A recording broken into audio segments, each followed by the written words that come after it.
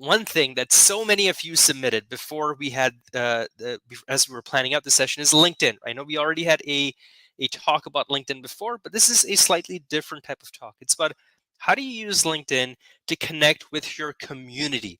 How do you build your own brand on LinkedIn? And then for that, we've got our next speaker here, Stephen Herrera.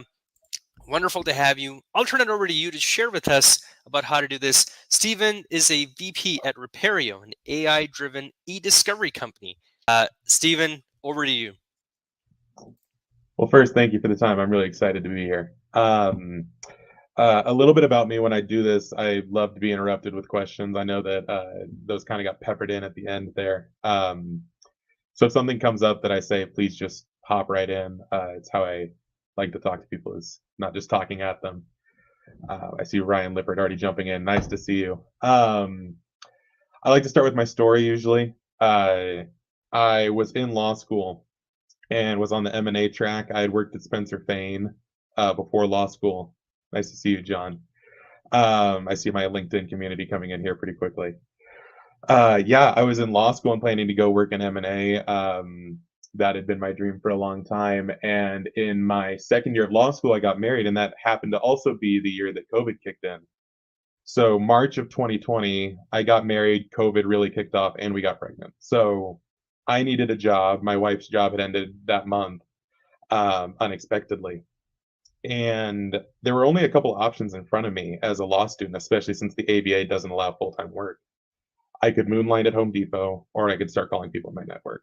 I hadn't really discovered LinkedIn yet. I had built a profile when I started law school that I had not used nearly at all. And I started calling around, and it led to this really interesting journey that's landed me where I am now. And I think that it would be wrong of me to say that LinkedIn has played a small part in that. Like I said, I was looking for a job, and as I started looking around, I went straight to LinkedIn. It just seemed like the natural place. I didn't have a physical Rolodex like I had seen growing up. And I was scrolling through, I was seeing a lot more personal content than I had ever understood LinkedIn to have as a focus. It seemed odd to me, even not quite offensive, but abrasive, honestly. Happy birthday wishes, people talking to each other as if they knew each other, and something that I had seen or grown up with in business. I don't know what it was, made that feel wrong, but I didn't know what to do with it, so I kind of moved past it. And a name crossed by that I had known for a long time on a personal level was Dave Deppie. He's now CEO at Repario. And on a whim, I gave him a call and said, listen, I'll do whatever. I need work. I'm in law school. I can only do so much, but point me in the right direction. I'll help where I can. And this is when he was at United Lex. So I joined United Lex and came on to help with M&A due diligence. My longtime mentor that I talk about pretty frequently, Christine Hasiotis, was my first manager there. And pretty quickly, the work that I needed to do there wrapped up. So they moved me over to supporting business development and working on starting to build my own book of business, which is something that I never thought I would do, especially in my third year of law school. And as I returned to LinkedIn for the first time in about a year, I saw the same thing that I had seen before, of lots of personal commentary, lots of showing up in the comments for each other. Almost, I mean, it's gotten a little trite to say, but similar to what Facebook was at one point. And I didn't see the value for myself until I started to notice attorneys doing this exact same thing. And these are the people that I still at this time saw myself wanting to become. I had no interest in continuing in e-discovery. I liked it well enough, but I didn't think that's where I wanted to land. But all the attorneys that I had known at Spencer Fane and beyond were doing this. And at the same time, I think it was in 2021 that LinkedIn hit 750, 740 million users. And I saw that statistic, and things started to come together in my mind of, okay, the attorneys that I want to connect with, at least in a biz dev sense right now, are on LinkedIn. And there's a massive influx of users.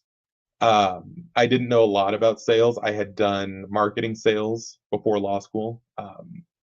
Ironically, I'd sold to attorneys. So I got on LinkedIn and I pulled up my profile and I started to compare it to the other profiles I was seeing, and I'd realized that mine was profoundly terrible. My about me was, "Hi, my name is Steve, and I'm going to law school." So I just started Googling, how can I shape up my LinkedIn profile? And as I did that and just started to send out connections, because it's the only thing I knew how to do coming out of my limited social media experience, um, I started to look at the profiles of people that I thought represented the kind of image I wanted to present.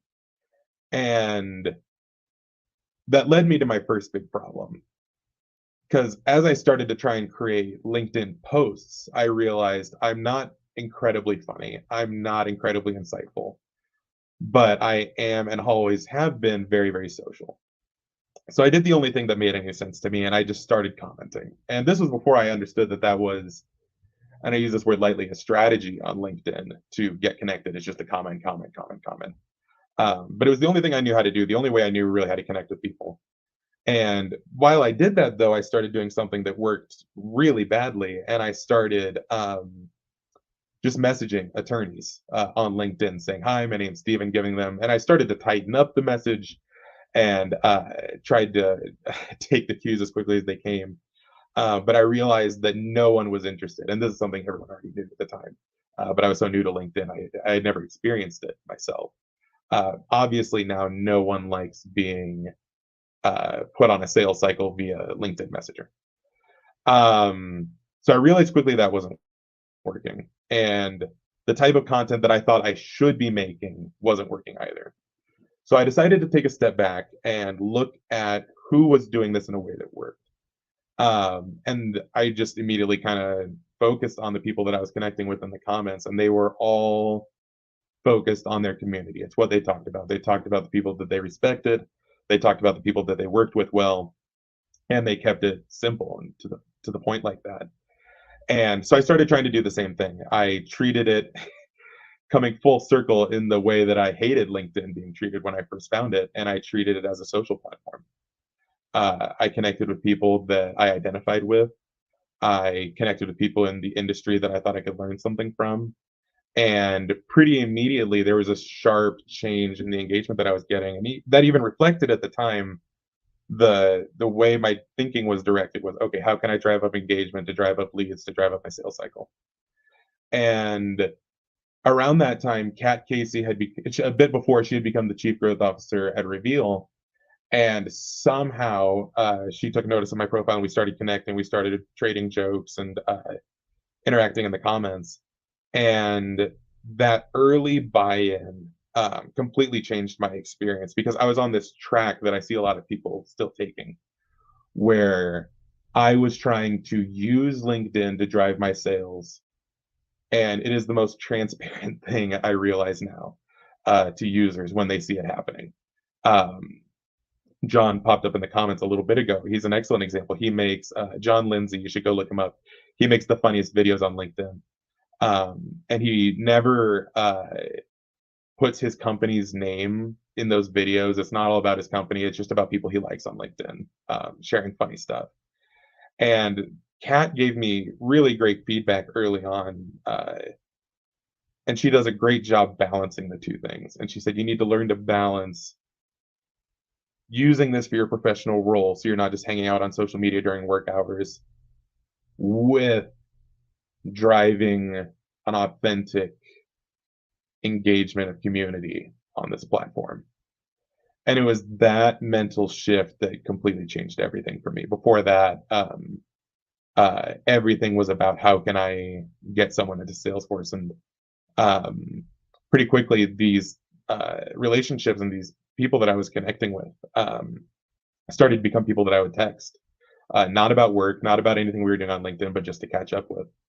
And it was in that moment that I started to see this is why people like this. Because it brings back something that I got to experience before COVID hit, but that so many new professionals entering the workforce have never gotten to experience. They're coming straight into a largely virtual workforce, and that's the true personal connection, or as close as we can get to it, that you can find here, where you hear, I mean, I hear about my friends having their third baby. I hear about marriages happening. I hear about the hard times that they're going through.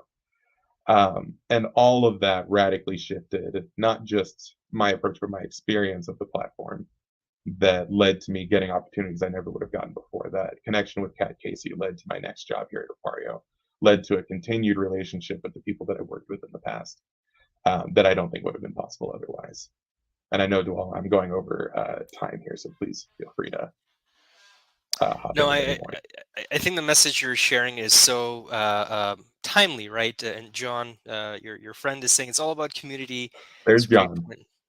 It's a spirit of helping one another. I think Yeah, we take such a deliberate approach, and we think it's about sucking out the humanity and being a sleazy marketer, sending yeah, out those random DMs, being like, "Are you looking for tech development? Do you need an app developed?" And it's like, no, man, like yeah. this is like, what do you say to people who think that I don't feel safe being that open, that vulnerable? I want that, but I feel self-conscious, putting Hmm. myself out there. What do you say to those people?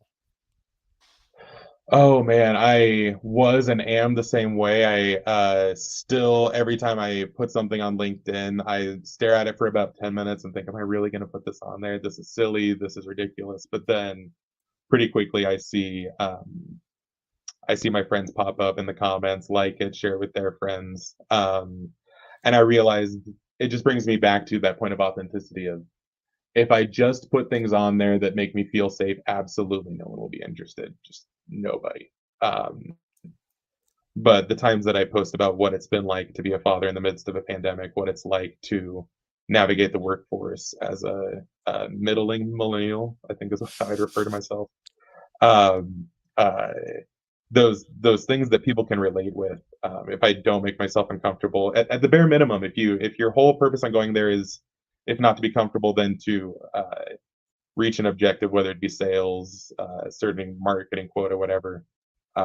If you're not at least making yourself uncomfortable, you won't get any of your self-imposed KPIs out of LinkedIn. I can tell you that.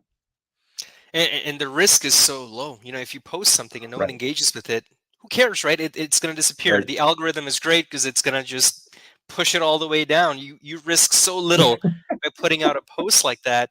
And I can Yeah. certainly recognize times where I've been terrified to make a post, and I make the post and I see an outpouring Absolutely. of support, of not just support in like, and uh, empty support, but I mean real, genuine support. I get Yeah. messages, I get real phone calls from people.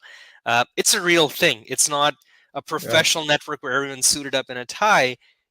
Professional relationships are becoming personal relationships. It's all about being a lot more human. I think that's what you're Could not pointing agree out here. more. And even as you develop that community and get to know people, I think that becomes its own safety net. This last year, Kat Casey and I hosted the first annual eDiscovery virtual Christmas party across every company, every group.